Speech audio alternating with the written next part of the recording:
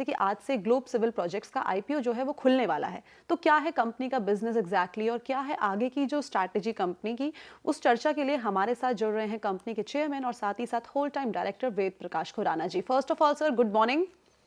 Good morning. नमस्कार। जी नमस्कार, स्वागत है सर आपका शो में। और सबसे पहला सवाल जो मैं आपसे पूछना चाहूंगी कि आईपीओ यानी कि फंड्स कंपनी जो है वो रेस करने वाली है, इस फंड का जो इस्तेमाल है कंपनी किस तरीके से करने के बारे में सोच रही है? वर्किंग कैपिटल है मैक्सिमम तो इसमें, और उसके बाद कुछ कैपेक्स है जो मशीनरी वगैरह खरीदने के लिए है, बाकी थोड़ा सा जनरल उसके लिए है। जी बिल्कुल। सर, श्रेया बात कर रही हूँ, गुड मॉर्निंग। मैं जानना चाहूँगी कि एबिटा मार्जिन क्या है प्रोजेक्ट्स की, साथ ही अगर आप बात करें तो कारोबार क्या करना चाह रहे हैं उस पर। नहीं सर, सवाल ये कि मार्जिन को लेकर क्या इम्प्रूवमेंट का स्कोप आप देख रहे हैं कि नहीं, और क्या बेटर कॉस्ट कंट्रोल या एग्जीक्यूशन एफिशिएंसी मार्जिन को लेकर है कि नहीं आपके? नहीं, देखिए मैडम, अभी तक जो हमारा चल रहा था काम बैंकों से और उससे चल रहा था, अब आईपीओ आने के बाद देखो हमारा क्या होगा, साइज एकदम से डिफरेंट हो जाएगा। जैसे अभी हमें क्या होता था कि हम लोग 650 करोड़ तक उसमें सीपीडब्ल्यूडी में रजिस्टर्ड हैं और हम बिड कर सकते हैं, लेकिन उसमें कहीं कहीं इशू आता था हमारा छोटा सा अपना नेटवर्थ का। नेटवर्थ हमारी अभी 100 करोड़ है, जैसे ही हमारा आईपीओ आएगा तो हमारी नेटवर्थ 220 करोड़ हो जाएगी। तो अलग अलग टेंडर्स में अलग अलग मांगी जाती है। तो इससे हम पहले अभी तक हमारा प्राइस बैंड आप देखोगे कि 100, 150, 200 करोड़ तक हमने किया है। एक बड़ा काम जो हम कर रहे हैं वो 327 करोड़ का है।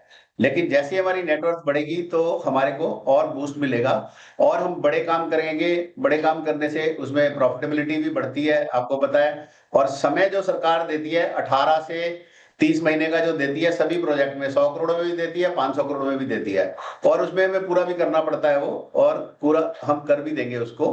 तो इसीलिए हमें आईपीओ आने से ये बेनिफिट होगा। ओके, तो ये समझ में आ गया है कि मार्जिन्स और ये सारी की सारी स्ट्रैटेजी किस तरीके से कंपनी अपनाएगी। लेकिन सर, अगर इस टाइम पे हम ऑर्डर बुक की बात करें तो उसमें आपका किस तरीके का ब्रेकअप है, और अगर हम बात करें पर्टिकुलरली सेगमेंट जिसमें आप ऑपरेट करते हैं? मैडम देखो, ज्यादातर हमारे काम जो है इंस्टीट्यूशनल हैं, और कोशिश हमारी ये रहती है कि आप भी देखोगे हमारा जो साइज है वो ज्यादातर हमारा जो क्रेडिट आ रहा है सारा इन्हीं अपना प्रोजेक्ट से ही आ रहा है, जो हमारे आईआईटी हैं, आईएम्स हैं। और हम बेसिकली ध्यान रखते हैं कि हम सेंट्रल गवर्नमेंट फंडिंग काम को ज्यादा पकड़ते हैं, जिसमें कि बजट की कोई दिक्कत नहीं आती। और इसमें क्या होता है, बजट में एक दो तरह के काम होते हैं, एक बजटरी होते हैं, एक डिपॉजिट होते हैं। जो डिपॉजिट होते हैं 100% उसमें हमारे को पैसा पहले हमारे जो सीपीडब्ल्यूडी को या एनबीसीसी जिसके साथ भी हम काम करते हैं उनको मिल जाता है। तो फंडिंग की उसमें हमारे को दिक्कत बहुत कम होती है। और बाकी तो इंस्टीट्यूशनल आपको पता ही है कि ये हमारा एक पैशन है कि हम इंस्टीट्यूट ही करें ज्यादा से ज्यादा। आप देखोगे IIT, IIMs, hospitals, ample hospital हमने किए हैं, medical college Tanda, medical college Chandigarh, medical college Aligarh. आप हमारी लिस्ट देखेंगे तो उसमें आपको ज्यादातर आईआईटी गांधीनगर भी, आईआईटी भी हमने 3 किए हैं। दिल्ली आईआईटी में सबसे पहले 2004 में काम किया था हमने। तो हम ज्यादातर उसी पे एम्फेसाइज करते हैं।